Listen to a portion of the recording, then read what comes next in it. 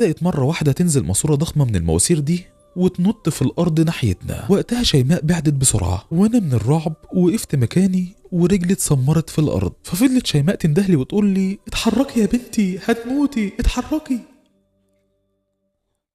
قبل ما الماسورة تحصل ضحى فجأة وبشكل غريب الماسورة وقفت قدامها رغم إنها كانت جاية بسرعة. فالناس اللي كانوا واقفين ومراقبين المنظر استغربوا، بس وقتها من الصدمة ضحى أغمى عليها وروحوها البيت. ومن بعد الموقف ده بدأ يحصل حاجات غريبة لضحى. كل ليلة بالظبط على الساعة 2 قرب الفجر كانت ضحى بتصحى على صوت حد بيخبط على شباك أوضتها من بره، مع إن أوضتها في الدور الثالث. في الأول من الخوف كانت بتستخبى تحت البطانية وتحاول تقنع نفسها ان اللي بيعمل كده الهوا مثلا، ولكن كل ليلة الخبط كان بيزيد لحد ما في مرة فضولها غلبها. قربت من الشباك وبصت وهي مرعوبة، فتحت الستارة بسرعة مفيش حد، لكنها لاحظت حاجة غريبة. كان في بخار على الإزاز ومكتوب عليه بصابع كلمة واضحة افتحي. فضحى جريت تصح امها وهي بتعيط. امها فضلت تهديها وتقول لها يا حبيبتي ما تقلقيش دي كوابيس. ولكن من الليلة دي بدأت تحصل حاجات اغرب ومرعبة اكتر. كانت كل ما بتبص لنفسها في المراية تبدأ تلاحظ ان شكلها اتغير للحظات. مرة مثلا تحس ان عينيها كلها قريبة للسواد، ومرة تانية تلاقي حد واقف وراها ويختفي، ومرة تانية بدأت تشوف راجل طويل جدا واقف في آخر الأوضة. كان واضح في انعكاس المراية، ولكن لما بتلف تبص ما بتشوفش حد. وبعد أسبوع بدأت تسمع صوت راجل بيتكلم بصوت هادي وبينادي باسمها ضحى. الغريب ان الصوت ده ما كانش بيجيلها غير وهي لوحدها. مرة تسمعه جاي من تحت السرير، ومرة تانية تسمعه جاي من جوه الدولاب، ومرة تالتة كمان تسمعه جاي من جوه الحمام وهي بتغسل وشها. فضحى بقت عايشة رعب حقيقي، طول الوقت عمالة تصرخ وتخض أهلها عليها. ولكن المرعب فعلا بدأ ليلة عيد ميلادها. أهلها كانوا عاملين عزومة صغيرة كده للاحتفال بيها في البيت، والناس معزومة وعمالين يضحكوا. ومرة واحدة الخالة الكبيرة أول ما شافت ضحى جاية عليها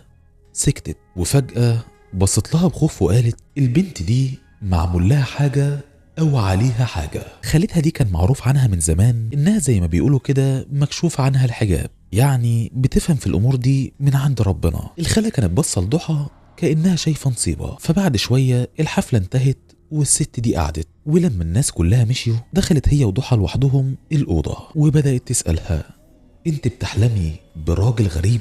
ضحى لما سمعت السؤال ده اتجمدت مكانها من الرعب، لأنها فعلا من فترة كل ليلة تحلم بالشخص ده. راجل لابس اسود بالكامل وملامحه مش واضحة، ولكن عينيه سودة تماما. كان بيظهر في الحلم وبيبقى واقف بعيد، بس كل ليلة كان بيقرب عن الليلة اللي قبلها. وفي آخر حلم كان واقف قدامها بالظبط وقال قرب الوقت يا ضحى، قرب الوقت. خالتها أول ما سمعت الكلام ده بدأت تقرأ قرآن وهي خايفة، وقالت لها ما تردش عليه لو سمعتيه مهما حصل. ضحى سألتها هو مين ده أصلا، لكن خالتها ما ردتش وخدت بعضها ومشيت. وفي نفس الليلة ضحى صحيت على الساعة 2 بالليل زي كل ليلة. الخبط رجع، لكن المرة دي كان أعنف وأقوى بكتير، كأن حد هيكسر إزاز الشباك. قلبها كان هيقف من الرعب، وفجأة سمعت الصوت بوضوح لأول مرة ضحى افتحي. صوت راجل خشن وهادي في نفس الوقت. ضحى فضلت مكانها بتترعش، ولكن بعدها حصلت حاجة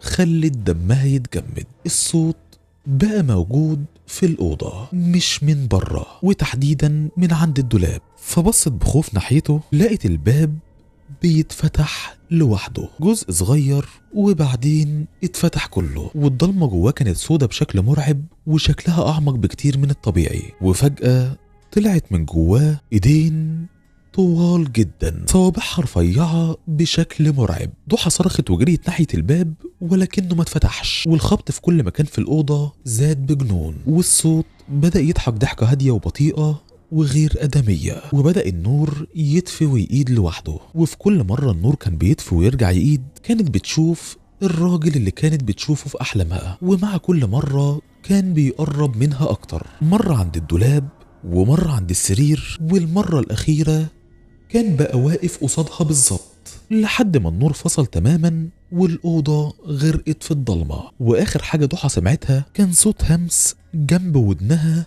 مباشرة. أخيرا بقيت لوحدك. ففضلت تصرخ بشكل هستيري لحد ما بدأ الشيء المرعب ده يتهجم عليها. تاني يوم لما والدتها لاحظت انها مختفية وما ظهرتش، راحت وفتحت الباب عليها، ووقتها لقت البنت مرمية قدام المراية في الأرض وهدومها متقطعة وكل جسمها مليان خرابيش وعلامات صوابع. فحاولت تفوقها وهي بتصرخ، البنت ما بتستجيبش تماما. فاتصلت بسرعة بابوها وعرفته، فالأب جه جري وودوها على المستشفى. وهناك الدكاترة لما شافوها اتصدموا. البنت متبهدلة بشكل مرعب، والعلامات اللي على جسمها استحالة تكون بشرية. وكمان بعد ما عملوا لها فحص شامل اكتشفوا ان ضحى ما بقتش بكر، ومش بشكل طبيعي، ده في تهتك في الأماكن دي بشكل مرعب. المهم في خلال الكام ساعة دول بدأت ضحى تفوق، ومنين ما فتحت عينيها بدأت تصرخ وتضرب في الدكاترة وكل اللي حواليها. فاضطروا وقتها يدوها مهدئات كتير قوي لحد ما نامت. وقعدت أكتر من أسبوعين في المستشفى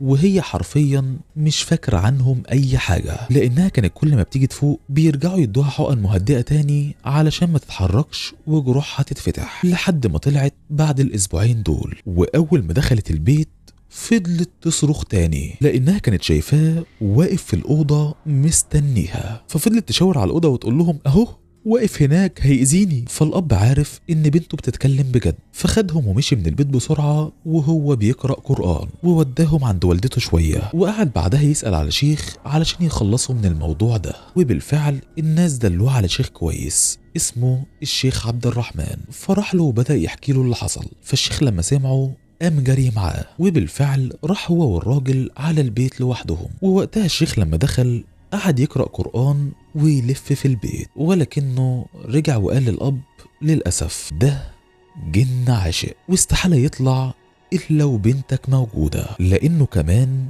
من نوع القرين. الأب قال له يعني إيه؟ قال له يعني في الوقت اللي تكون بنتك موجودة في البيت ده الوقت اللي أعرف أبعده عنها فيه علشان تتخلص من الرعب ده. فالأب سمع الكلام وكلم زوجته علشان تجيب ضحى للبيت، وحكى لها إن دي الطريقة اللي الجن هيخرج بيها منها. فضحى لما سمعت فضلت تصرخ وتقول لهم لا هيموتني. فاضطر الأب يروح ويجيبها بالعافية، وبالفعل وداها البيت. وبمجرد ما بقت في البيت الجن ظهر لها وهي قعدت تصرخ وتقول الحقني يا شيخ اهو هيموتني الحقني. وعلى حسب كلامها الجن كان بيبص لها بغضب مرعب، فقعدت تصرخ. فالشيخ شاف نظرها متوجه فين وبسرعة خرج من جيب الجلابية ازازة مية مقروء عليها قرآن، ومرة واحدة رش منها على المكان اللي بص فيه. فبدأ وقتها يتسمع جوه الأوضة صوت صريخ مرعب وضخم لدرجة ان الناس في الشارع كانوا سامعينه. فبدأ الشيخ يرش في نفس المكان والصوت يزيد أكتر. فبدأ وقتها المية اللي بتترش دي تاخد شكل بيتحرك، فبقى أوضح بكتير دلوقتي. بدأ الشيخ يقرأ قرآن ويرش عليه أكتر، وكل ما كان بيرش كان حجم الكيان الضخم ده عمال بيصغر لحد ما تقريبا اختفى وما بقاش موجود. فضحى عيطت وفضلت تحمد ربنا وتشكر الشيخ، ولكن الشيخ قال لها يا ضحى انتي ما خفتيش تماما، وعمرك يا بنتي ما هتخفي منه نهائيا لانه قرين، ولكن انا كده ضعفته تماما، يعني تأثيره المرعب عليكي هيبقى شبه مش موجود. بس اهم شيء اذكارك اوعي في يوم تنسيها، والصلاة دايما لازم تكون ملازماكي تمام. وفعلا من وقتها وهي ما بتفوتش فرض، ودايما بتقول الأذكار في ميعادها، وكل يوم أهلها كمان بيفكروها بيها، لأن برضه بيجيلها وقت وبتحلم بيه. ودايما يقول لها لازم أنتقم منك انتي وأي حد هيعرف قصتي، لأني مش هسمح إن أي حد يشوفني قليل بسببك. فخلي بالك بقى يا عبد العزيز، ولا امسحها وبلاش تعملها. ودي يا ملوك الليل كانت نهاية القصة. ايه رأيكم فيها؟ انا شايف احداثها حقيقية ومرعبة فعلا. ادعوا لضحى ان ربنا يحفظها منه، وادعوا لنا كمان علشان بعمل لكم الفيديو ده وانا حرفيا ميت تعبان يعني بشكل مش طبيعي. وكمان خلوا بالكم دايما من الصلاة والاذكار. وبس كده يا ملوك الليل، سلام.